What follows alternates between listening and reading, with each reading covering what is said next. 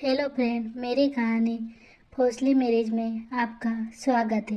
सिया, मैं एक बार तुम पे ये रिश्ता ज़बरदस्ती थोप चुका हूँ, पर इस बार फैसला सिर्फ और सिर्फ तुम्हारा होगा।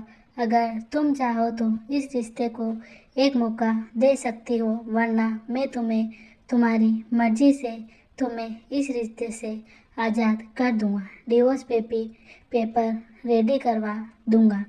सक्षम की पूरी बात सुनते हुए सिया की आंखें जैसे भर आई थी। कई इमोशन उसकी दिल में जैसे उफान मार रहे थे, लेकिन जैसे ही उसने सक्षम के मुंह से डिवोर्स पेपर का नाम सुना, अब तक के रुके आंसू उसके आंखों से बहते हुए गालों पर लुढ़क आए थे। वो अपनी भीनी आंखों से अपनी गोद में रखे सक्षम के चेहरे को नाराजगी से देखने लगे।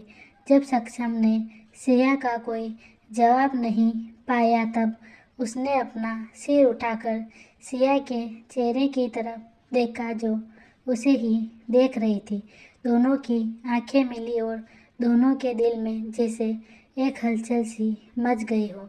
सिया ने अब और वक्त न गवाया और झुककर सक्षम के गले लग गए। सक्षम भी जैसे इसी की राह देख रहा था। उसने भी सिया को कसकर गले लगा लिया। इस वक्त बच्चे और नाजनीन खाला उस जगह से काफ़ी दूरी पर थे और वो जगह लगभग खाली ही थी। दोनों ने एक दूसरे को टाइटली गले लगाया हुआ था। आज जैसे सारे गिले शिकवे मिट चुके थे। वो दोनों काफ़ी देर तक बिना कुछ बोले ऐसे ही गले लगे रहे। सक्षम के चेहरे पर एक अलग ही तरह की मुस्कान थी। थोड़ी देर में वह सब लोग से एक बार अच्छे से मिलकर उन्हीं के साथ लंच कर घर के लिए निकल गए थे। घर पहुंचे ही थे कि सक्षम को किसी ज़रूरी काम की वजह से ऑफिस जाना पड़ा।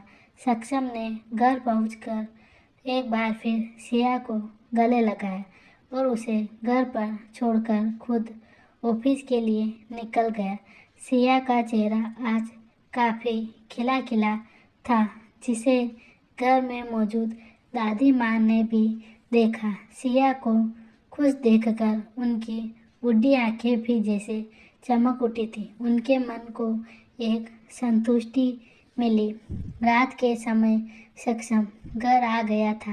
वो सबने डिनर किया और अपने अपने कमरे में आ गए। सक्षम को कुछ काम था, इसलिए वो स्टडी रूम में था। जब वो वापस बेडरूम में आया, तब सिया ड्रेसिंग मिरर के सामने बैठकर लोशन लगा रही थी। सक्षम ने उसे देखा, फिर कबर्ड से नाइट सूट लेकर वो वॉशरूम में चला गया। थोड़ी देर में जब वो चेंज कर वापस आया, तभी उसने सिया को वैसे ही बैठे हुए अपने ख्याल में खोया हुआ देखा। कुछ पल को उसे ऐसे देखने के बाद वह चुपचाप गया और सिया के पीछे खड़ा हो गया। सिया अपने में इतना खोई हुई थी कि उसे अपने सामने शीशे में दिखते सक्षम का अक्स भी नहीं दिखा। वो वैसे ही बैठी रही। अब जब सक्षम से रहा नहीं गया, तो उसने आगे बढ़कर उसे गोद में उठा लिया। सक्षम की इस हरकत पर सिया जैसे अपनी नींद से जागी हो हड़बड़ा गई और हैरानी से सक्षम को देखने लगी, जो उसे ही देख रहा था। ये क्या कर रहे हैं आप? सिया के सवाल करने पर सक्षम उसे बेड की तरफ ले जाते हुए बिल्कुल नॉर्मल तरीके से बोला, कुछ भी तो नहीं। सक्षम को खुद को बेड की तरफ ले जाता देख सिया का दिल जैसे बुलेट ट्रेन की स्पीड से दौड़ने लगा था। उसने थोड़ा घबराते हुए सक्षम के चेहरे की तरफ देखा, जो बिल्कुल नॉर्मल सा लग रहा था। सक्षम ने जाकर उसे बेड पर लिटा दिया। सिया उसकी आंखों में ही देख रही थी और सक्षम भी उसकी आंखों में ही देख रहा था। उसे लेटाने की वजह से वो सिया की तरफ झुका हुआ था।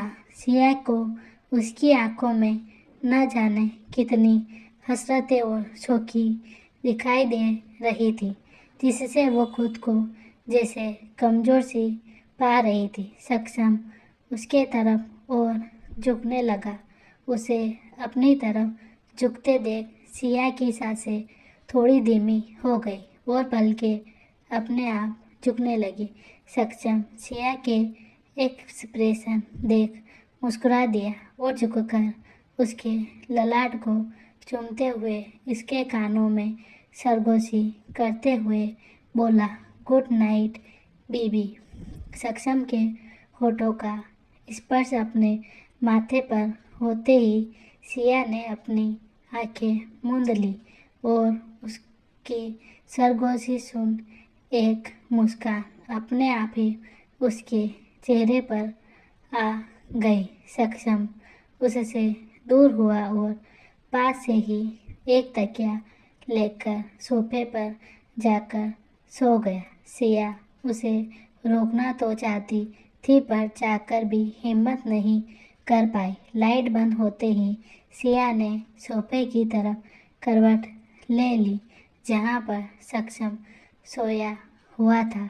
उसने अपने आप में ही ये आधे शब्द बड़बड़ाए, गुड नाइट माय, और वो भी मुस्कुराते हुए ही सो गई।